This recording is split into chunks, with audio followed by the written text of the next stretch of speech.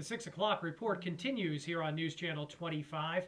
The WVTT Severe Weather Action Team telling us we're going to be seeing a very nice next couple of days, Alexa. I heard it was going to be 6 or 7 in a row, so counting on that one. Yeah, that's exactly right. The beautiful weather we saw earlier today.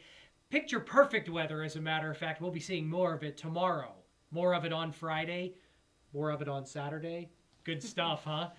Meantime, Secretary of Commerce John Bryson is under investigation tonight for possible felony hit and run after allegedly causing 2 car accidents this weekend in California. Those collisions came within minutes of each other and raised questions about what kind of condition Bryson was in at the time.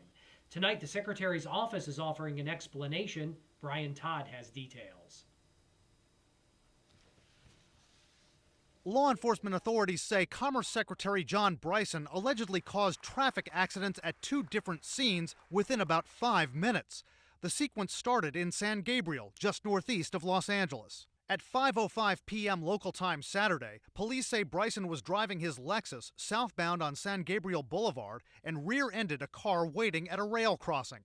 At some point after that traffic collision occurred, he got out of the vehicle, made contact with the individuals, but for some reason got back into his vehicle and left the scene. And when he left the scene, he struck the vehicle a second time. Authorities say the 3 men in the first car followed Bryson while calling 911. Bryson then drove into the neighboring city of Rosemead.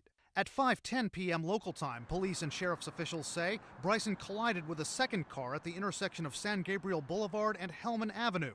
When police got to that scene, they found the Commerce Secretary unconscious behind the wheel of his Lexus. Authorities say there was no evidence drugs or alcohol were involved. A Commerce Department spokeswoman said Bryson suffered a seizure. She says he was taken to a hospital for observation overnight, then released. A Commerce official says he had no security detail with him at the time of the accidents and that he was given medication to treat the seizure. But there are still unanswered questions. Administration officials aren't saying exactly when Secretary Bryson had a seizure or whether he had more than one. They do say he had no prior history of seizures. We came here to talk to a leading neurologist about causes, symptoms, and effects. Dr. Robert Lorino of Washington Hospital Center says a seizure is an electrical storm in the brain. Anyone can have one, he says, if they encounter periods of sleep deprivation or suffer head trauma. A seizure in this area, if it was localized to that area, would affect language and speech. A seizure in this area, if localized, would just affect vision.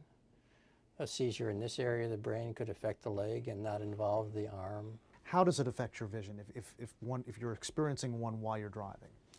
There are many different ways vision could be affected. You could have visual hallucinations, in other words, see animals where there are no animals, and that might distract you from seeing what's on the road. Or there may be one half of your vision where you're not seeing anything.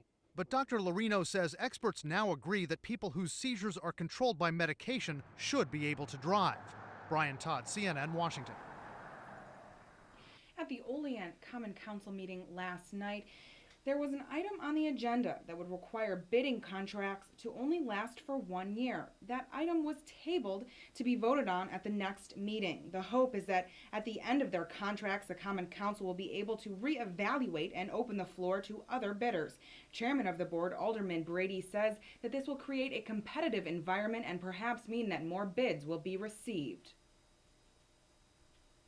Because if you do the request for a proposal in this manner, I think you might get more bidders, you might be more competitive. I guess that's how I was looking at it.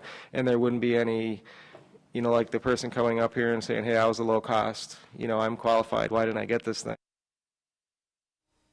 Cattaraugus County legislators meeting this afternoon in Little Valley. On the agenda, a vote for the approval of a contract between Cattaraugus County Community Services Board and Jamestown Psychiatric. That would result in the outsourcing of county jobs and has been controversial to the CSEA.